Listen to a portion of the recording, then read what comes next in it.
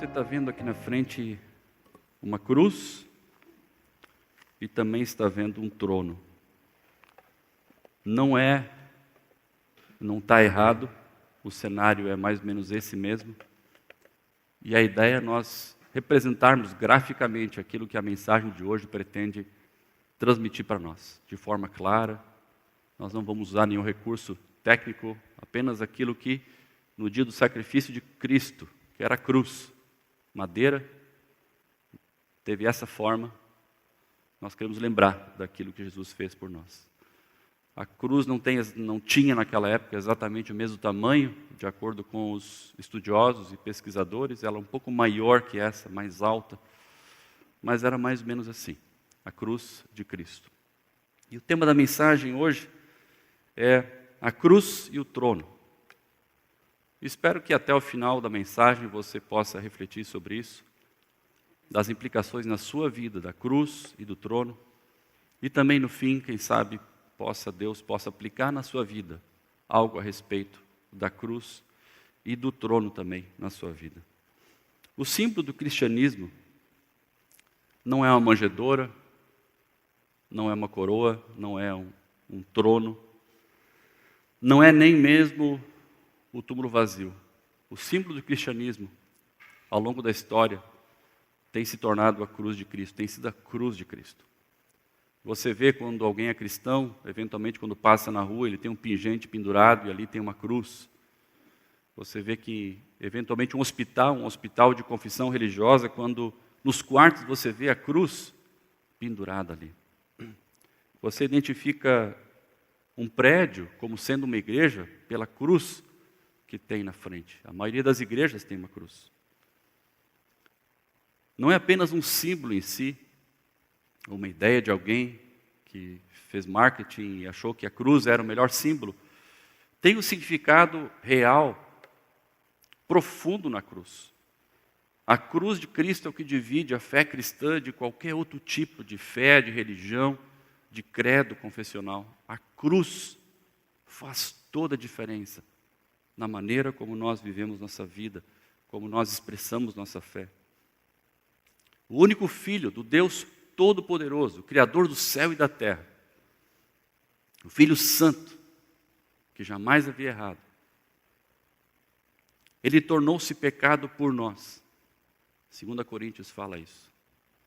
Ele foi moído, pendurado na cruz aqui. Ele foi morto pelo seu próprio Pai. Deus moeu ele ali. Não fomos nós. E o Filho se entregou por própria vontade, para que nós tivéssemos perdão e que tivéssemos salvação das nossas almas do fogo do inferno e tivéssemos futuramente uma esperança de uma vida eterna na presença desse Deus Todo-Poderoso. Por isso que a cruz é fundamental. Talvez a cruz nos mostre 3 momentos. Ela nos ensine 3 momentos na nossa vida e na história. Eu gosto de lembrar que tem a ideia da memória.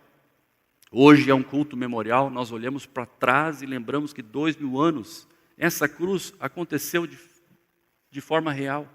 Jesus estava ali pendurado, o Filho do Deus Todo-Poderoso estava ali. Não é um mito, é um fato real. E essa memória, ela muda o nosso jeito de viver. Deus interveio na história da humanidade. E com a cruz, trouxe definitivamente uma nova esperança. Então a cruz tem a ver com o fato que aconteceu, não só histórico, mas real. A cruz tem a ver com uma esperança, porque por causa da cruz, nós fomos libertos da condenação, fomos libertos do inferno. O lago de fogo, que diz em Apocalipse, já não é mais uma realidade para nós. A cruz nos traz essa esperança de que nós teremos vida eterna com Cristo. Agora o presente é aquilo que acontece entre a memória do passado e a esperança do futuro é o presente. Que implicação a cruz traz para o nosso dia de hoje? Há alguma diferença? Se você crê na cruz, na maneira como você vive sua vida? Como é que a gente deve viver nossa vida? Nós que acreditamos na cruz. Nós que cremos que o Filho de Deus se deu por nós. No início do seu ministério, logo que Jesus começou a pregar, Jesus já falava da cruz. E eu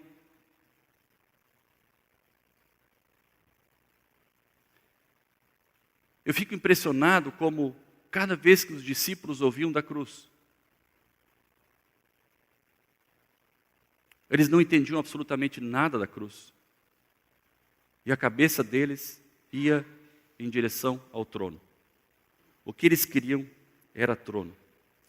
Todos os evangelhos, quando os discípulos reconhecem que Jesus é o Filho de Deus, Pedro diz: Tu és o Cristo, o Filho do Deus vivo. Logo depois disso, Jesus diz: é necessário que o Filho do Homem sofra todas as coisas. E Jesus começa a ensinar sobre a cruz. Mas os discípulos não aceitam. Vocês lembram de Pedro rejeitando. Agora, é interessante notar que muito antes da cruz existir, muito antes da cruz existir, já havia um pensamento na memória das pessoas de que Deus existe e que o trono é importante para a gente adorar esse Deus. Abra sua Bíblia para 1 Samuel, capítulo 8. 1 Samuel, capítulo 8, diz assim: Quando, porém, disseram: Dá-nos um rei que nos lidere, isso desagradou a Samuel. Então ele orou ao Senhor, e o Senhor lhe respondeu: Atenda a tudo o que o povo está lhe pedindo. Não foi a você que rejeitaram, foi a mim que rejeitaram como rei. A Revista Atualizada diz: para que eu não governe sobre eles. Aquele povo acreditava em Deus. Aquele povo não tinha dúvida que Deus era todo-poderoso. Mas eles não queriam se relacionar direto com Deus. Na ideia do povo, Deus, poder, se relacionava diretamente com o trono. Eles olhavam ao redor para os outros povos e viam que eles tinham um rei. E eles queriam um rei, eles queriam um trono na vida deles. Eles queriam alguém que eles pudessem adorar. Eles queriam um rei que tivesse um palácio. Eles queriam um rei que tivesse riquezas. Eles queriam um rei que tivesse propriedades, que delimitasse a terra do povo de Israel. Eles queriam um rei. Eles queriam algo palpável, algo que eles pudessem tocar, onde eles pudessem ir diante do rei e reivindicar justiça por seus pleitos, por aquilo que eles achavam errado. Deus tinha se mostrado um Deus real até aqui na vida do povo de Israel. Tinha feito maravilhas, tinha feito coisas lindas. Mas sabe como eles responderam a Deus?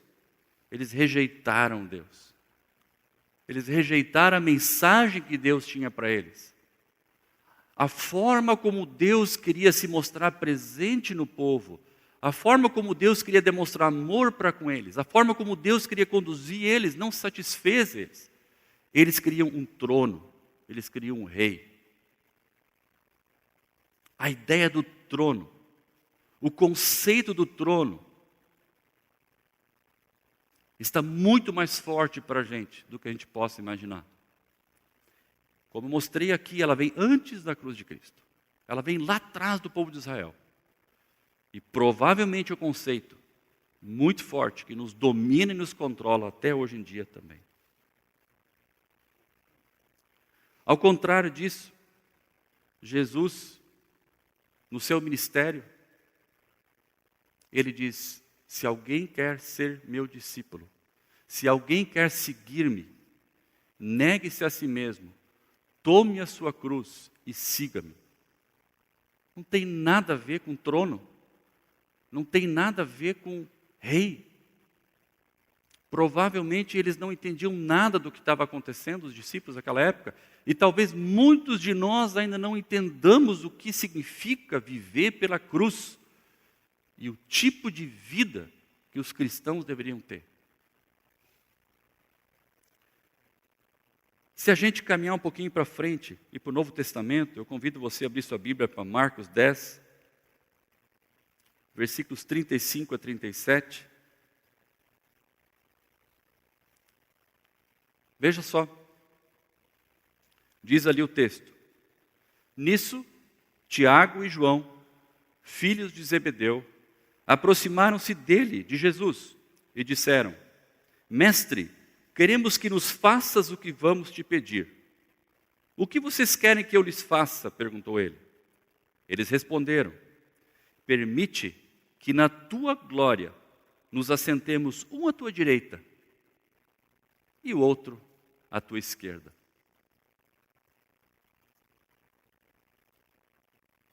Que pedido, que ideia. Jesus tinha acabado de dizer para eles aqui: olha, eu vou para a cruz.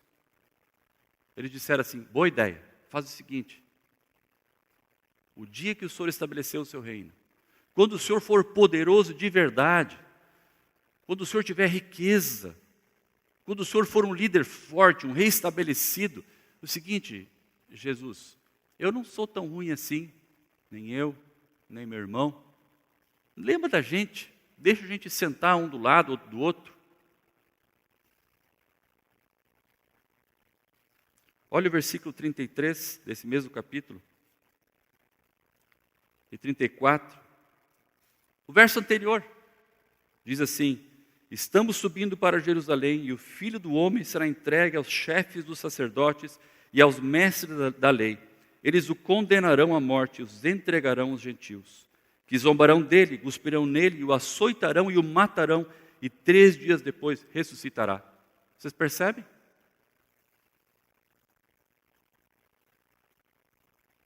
O plano de salvação estava colocado ali, cruz. Os discípulos disseram: nós queremos o trono, um à direita e outro à esquerda.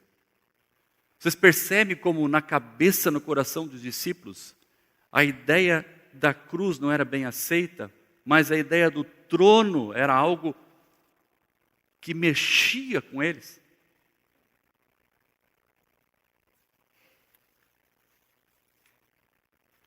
O que significa o trono? O trono tem a ver com poder. O trono tem a ver com prestígio. O trono tem a ver com você ser importante. O trono tem a ver com eu ser reconhecido. O trono tem a ver com aquilo que nós ansiamos aqui dentro do nosso coração. Talvez você diga: mas esse pessoal é louco. Os discípulos estavam tão perto de Jesus e... como pode? Abra sua Bíblia em 1 Coríntios 1, 18 a 21. Eu acho que ali a gente pode entender um pouquinho por que é que a cruz era tão difícil para os discípulos entenderem. Era tão difícil entender que a maneira como Deus queria se relacionar com a humanidade era através da cruz, assim como é para nós hoje. Porque Paulo diz assim, 1 Coríntios 1, 18, pois a mensagem da cruz é loucura para os que estão perecendo. Mas para nós que estamos sendo salvos é o poder de Deus, pois está escrito: destruirei a sabedoria dos sábios e rejeitarei a inteligência dos inteligentes. A sabedoria humana é uma sabedoria que diz: eu preciso ter segurança, eu preciso ter poder, o meu valor pessoal está inerente ao prestígio que eu tenho, ao poder que eu tenho. O trono, ele traz essa mensagem para nós, de que eu mereço, de que eu tenho direito. E o desejo da gente é o trono. Para todos nós, a cruz de Cristo é loucura. Para todos nós, a cruz de Cristo é uma tolice. Óbvio, ele fala no texto que para nós que estamos sendo salvos, a cruz é uma maravilha. E aí, talvez tenha gente que queira se abraçar na cruz e cantar o hino, mas eu amo a mensagem da cruz. Não tem esse hino? Eu amo a mensagem da cruz. O ímpio, ele olha e diz assim, esses caras estão loucos. Como assim eu amo a mensagem? A cruz fala de morte, a cruz fala de humilhação, de injustiça. Os bandidos eram... Como assim cruz? A cruz é repugnante, a cruz é louca. Talvez por isso que os discípulos não estavam entendendo. Talvez por isso nós não consigamos entender hoje as implicações da cruz na nossa vida. Que nós fomos salvos pela cruz, tranquilo. Que Jesus se pendurou ali por vontade própria, tranquilo. Nós entendemos. Nós aceitamos que Jesus matou ele na cruz. Não foram os romanos. Que Deus matou ele na cruz, o Pai dele. Agora, dizer que é dessa forma que nós vamos viver nossa vida, nós não queremos a cruz. Porque se nós entendemos que Jesus abriu mão de algumas coisas e se humilhou, e se nós também afirmamos que Jesus é o nosso líder e nós queremos seguir Ele, isso está dizendo para a gente que a gente também tem que abrir mão, que a gente também tem que se humilhar, que a gente também tem que sofrer. Se o rei abriu mão, os súditos, os seguidores, também vão precisar abrir mão? Essa é uma pergunta que nós fazemos. Por isso que negar-se a si mesmo e tomar a sua cruz diariamente era solenemente rejeitado pelos discípulos e é silenciosamente rejeitado por nós hoje, de uma forma sutil, silenciosa. Mas a rejeição da cruz na nossa vida diária, ela é presente. Nós não queremos a cruz, a gente quer o trono. Quem sabe até eu quero o trono. Quem sabe até o trono tem a ver comigo. Quem sabe um dia a minha família pode se tornar uma família real. Mas no mínimo, o meu desejo é ser que nem Tiago e João. Ser amigão do rei. Sentar pertinho do rei. Desfrutar do cardápio do rei. Desfrutar da segurança que os soldados do rei têm. Do poder do rei.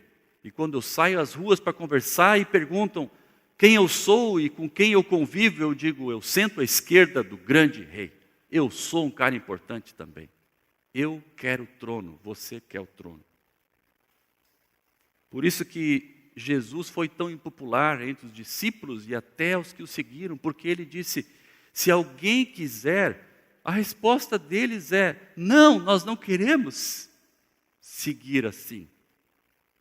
Seguir o Senhor nos humilhando, seguindo o Senhor nos entregando, seguindo o Senhor e nos expondo ao escárnio, a sermos zombados das pessoas? Não! Nós queremos um trono, Jesus. Pedro diz, tem misericórdia de ti mesmo, falou para Jesus, não vai para a cruz.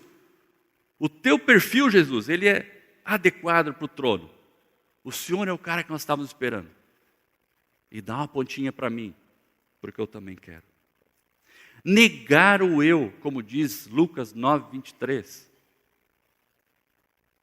tem a ver com a coisa mais fundamental, o elemento central do cristianismo, negar-se a si mesmo. Foi isso que Jesus fez. E a cruz nos traz essa mensagem, negar-nos a nós mesmos. Negar-se a si mesmo é o mais fundamental de todas as coisas no cristianismo. Envolve abandonar nossas ambições. Envolve abandonar os nossos desejos. Envolve em cumprir a vontade de Deus. A vontade de Deus precisa estar acima daquilo que nós queremos. E não só o que nós queremos. A cruz tem implicação diária para a nossa vida. Porque seguir é um caminho. Se alguém quiser ser meu discípulo, negue-se a si mesmo, tome a sua cruz a cada dia e siga Jesus, o nosso Rei, por esse caminho, que não é um caminho fácil, mas é um caminho certo. Como é que nós seguimos o caminho? Que implicações que essa cruz traz para o nosso dia? Eu quero sugerir algumas aqui, tão simples, tão conhecidas, porém, tão difíceis de nós pormos em prática.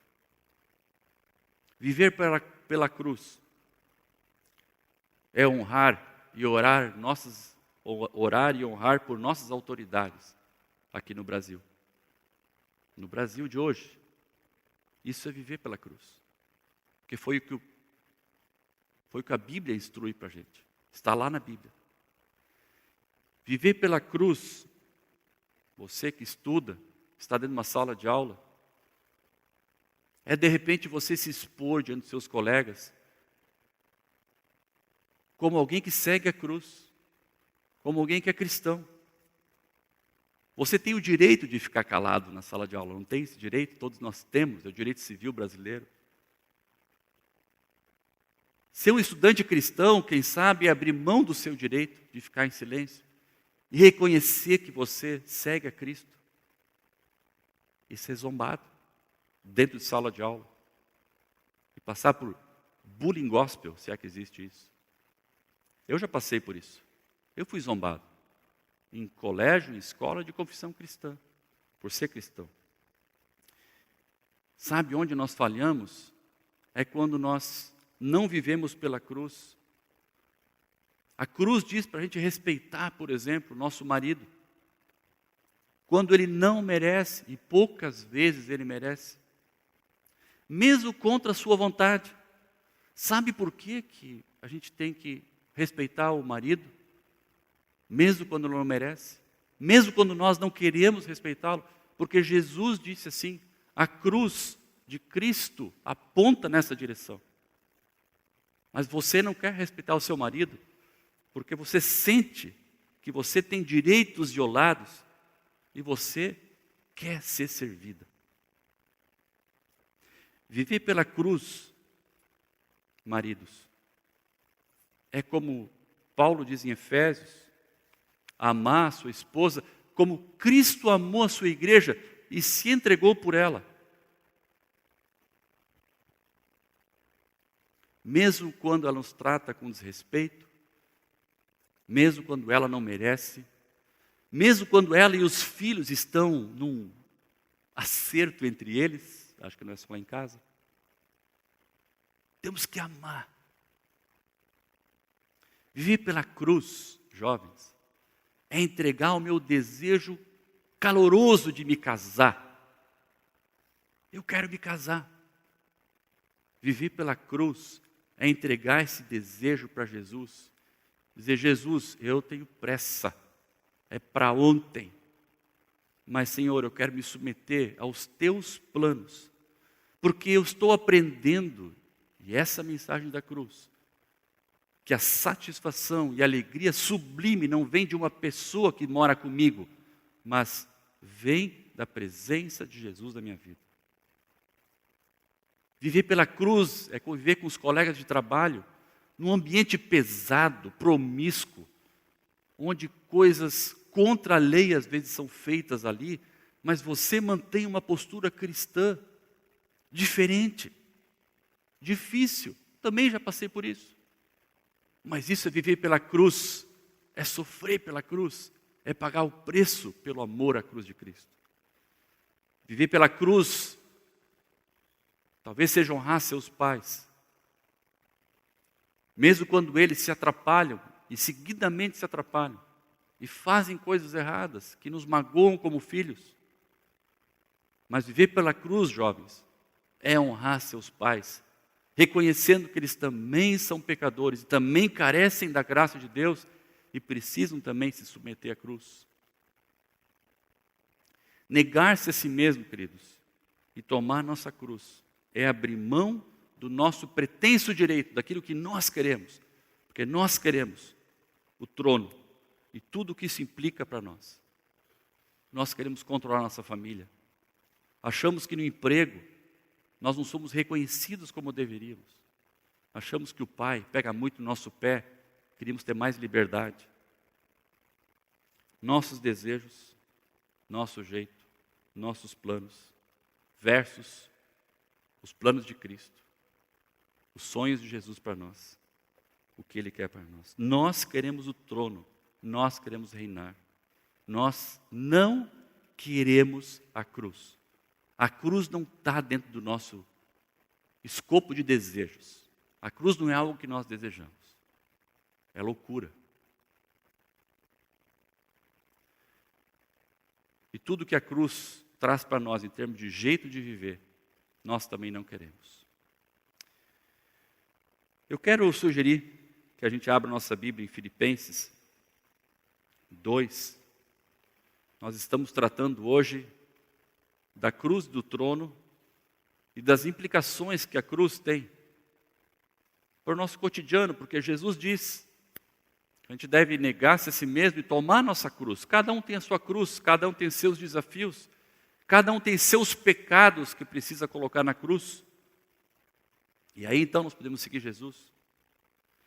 E Jesus então nos dá esse exemplo. E para mim, uma passagem linda, que mostra esse exemplo que Jesus quer dar para nós, está em Filipenses 2, a partir do versículo 5, eu gostaria que vocês acompanhassem comigo, porque ele fala do nosso cotidiano, ele fala da nossa vida, fala da nossa atitude, começando dizendo assim: seja a nossa atitude a mesma de Cristo Jesus. E ele mostra para nós qual foi a atitude de Cristo Jesus. Que embora sendo Deus, não considerou que o ser igual a Deus era algo a que deveria apegar-se, mas esvaziou-se a si mesmo, vindo a ser servo, tornando-se semelhante aos homens. E sendo encontrado em forma humana, humilhou-se a si mesmo e foi obediente até a morte, e morte de cruz. Por isso Deus o exaltou à mais alta posição e lhe deu o nome que está sobre todo nome, para que ao nome de Jesus se dobre todo o joelho, nos céus, na terra e debaixo da terra, e toda língua confesse que Jesus Cristo é o Senhor, para a glória de Deus Pai. Está aqui o roteiro para a nossa vida cristã. Está aqui o roteiro da cruz. Ela não contempla o trono. O trono não faz parte desse roteiro. O que está prescrito no roteiro é a cruz de Cristo. Fala em esvaziar-se, fala em abrir mão dos seus direitos, fala em se humilhar, fala em se entregar, fala em chegar ao mais baixo nível, se aqui assim eu posso dizer, de um Deus se fazendo igual aos homens, forma humana, nascendo de Maria, né? E foi até a morte. E quando Paulo diz até a morte de cruz, é a morte mais terrível que tinha naquela época. Mas eu quero dizer para vocês, gente, que a proposta da fé cristã não é uma proposta de derrota, de humilhação, de subserviência, de autoanulação, de baixa autoestima, sei lá o quê. Não é uma proposta negativa. Porque se você prestar atenção no roteiro, versículo 9, fala que Deus o exaltou.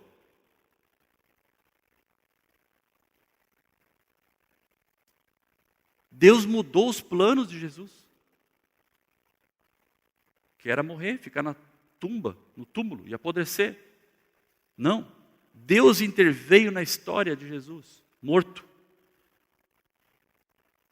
e trouxe ele para fora. A história da cruz é uma história de humilhação e também de vitória. É uma história triste, mas é uma história com um fim feliz. A proposta de Jesus na cruz é que nós nos abramos mão dos nossos direitos, daquilo que nós queremos, que nós almejamos, porque o que nós queremos e nós almejamos não traz felicidade por si só. Nós somos como crianças que não sabemos o que devemos fazer. Jesus está mostrando para a gente que a gente deve abrir mão disso e devemos nos arrepender, nos humilhar, porque uma vez que nós abrimos mão disso, reconhecemos nossos erros, nosso desejo de poder, nosso desejo de sermos reconhecidos. Quando nós abrimos mão disso e nos identificamos com a cruz de Cristo, então o plano dele é estabelecido na nossa vida. Então, as regras do reino de Deus passam a valer para a gente. A sexta-feira não é a história completa. A história completa termina no domingo. Sexta-feira fala da cruz. Domingo nós falaremos da ressurreição, da vitória. O plano de Jesus para a nossa vida é um plano, sim, de nós nos humilharmos. Mas Ele quer estabelecer o seu plano na nossa vida, para termos uma vida vitoriosa. E talvez descobrirmos que nós não precisamos do trono. Que o trono era um erro para a gente. Que a dinâmica do trono, a cultura do trono, trazia coisas ruins para a nossa vida. E Ele quer nos livrar disso. E nos dar algo novo a partir da cruz. Uma nova maneira de pensar. E eu lembro das palavras de Jesus, que fala de uma vida abundante. Lembro de Paulo aos Gálatas, que fala do fruto do Espírito. E eu lembro de Paulo falando também em Filipenses sobre ser feliz e alegre no meio de situações difíceis. Isso é melhor que trono. Isso são vitórias que o Senhor nos dá quando nós nos rendemos à cruz. Como é que você está hoje diante da pergunta que Jesus te faz? Você está disposto a negar os teus sonhos, os teus desejos, que são relacionados com o trono, e crucificar esses seus desejos na cruz, e tomar a sua cruz e me seguir? Quais são as áreas da sua vida que você não tem tido vitória, porque você quer controlar, você está revoltado? O que é que você hoje precisa trazer para a cruz de Cristo? A cruz de Cristo não trata só da salvação. A cruz de Cristo trata como nós vivemos a nossa vida. A cruz de Cristo implica como nós nos relacionamos. A cruz de Cristo tem a ver como nós fazemos negócios. A cruz de Cristo tem a ver como nós entendemos política. A cruz de Cristo tem a ver como nós nos relacionamos com o síndico na reunião do condomínio. A cruz de Cristo tem a ver com o seu cotidiano. Aonde você não tem tido vitórias. Hoje você pode entregar isso para Cristo. A cruz traz essa mensagem para a gente hoje. Logo mais nós vamos ter a ceia na sequência. E o meu desafio para você é esse. Você pega aquela área que está difícil para você. Você não tem tido vitória. Ou que você tem reivindicado como achando que é uma garantia sua de felicidade. Abra mão. Abra mão. Leia Filipenses 2 de novo. Abra mão. Que o Senhor possa nos dar a vitória, à medida em que nós abrimos mão dos nossos planos e desejos. Você ora comigo?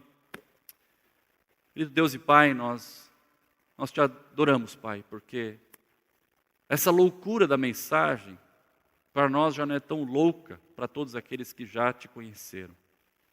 Passamos a amar essa mensagem já, Pai.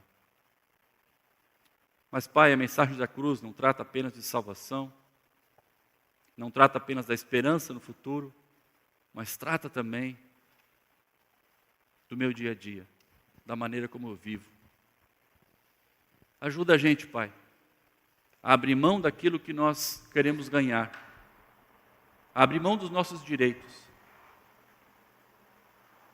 a abrir mão dos nossos sonhos, Ensina a cada um de nós a viver como Jesus viveu, de forma humilde nos relacionamentos, humilde com as pessoas, para que através da cruz nós experimentemos o toque do Senhor na nossa vida.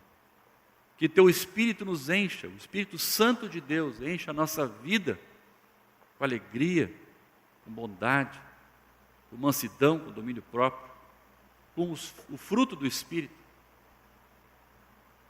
Porque a vida com Cristo não é uma vida para viver de forma triste, negativa. Quando nós abrimos mão da nossa glória, nós experimentamos um pouquinho da Tua glória na nossa vida, pela presença poderosa do Espírito em nós. E é isso que nós desejamos, Pai. Experimentar a Tua presença, que traz uma alegria que o trono não traz, que o poder não traz, que o prestígio não traz. Uma alegria que vem, uma satisfação que vem da Tua presença. Ensina-nos, Pai. Hoje queremos nos arrepender diante do Senhor. A mensagem de hoje é uma mensagem de arrependimento, uma mensagem de quebrantamento. A memória da sexta-feira nos traz a cruz à memória. E sabemos que a cruz é a passagem necessária para a salvação e para a vida abundante. Se há alguém aqui entre nós hoje, Senhor, que ainda não experimentou a salvação através da cruz de Cristo, acha que Jesus morreu na cruz, reconhece, mas nunca assumiu para si isso, dobrando seu joelho, dizendo: Jesus, eu reconheço o meu erro, o meu pecado, eu quero me entregar para o Senhor, eu quero me humilhar, eu quero confessar que eu tenho agido de forma errada. Toca no coração dessa pessoa hoje, para que ela possa experimentar um novo nascimento através do arrependimento. Uma nova fase da vida, baseado na humilhação e no quebrantamento. Traz a nós, Pai, como igreja aqui em Porto Alegre, a cruz por nosso dia a dia. A mensagem da cruz. Essa é a minha oração. Em nome de Jesus. Amém.